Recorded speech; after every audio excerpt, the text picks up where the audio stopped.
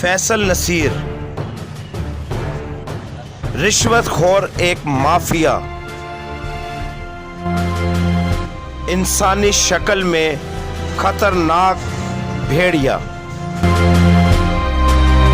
जिस पर इल्जाम है कि इम्तिहानी मराकज में नकल करवाने के लिए जबरदस्ती बच्चों को हरासा किया।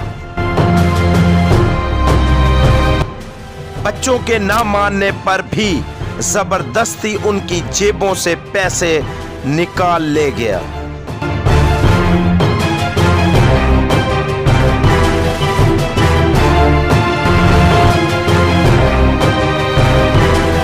ये वो दरिंदा है जिसकी वजह से तालिबे इल्म का मुस्तकबिल खतरे में पड़ गया।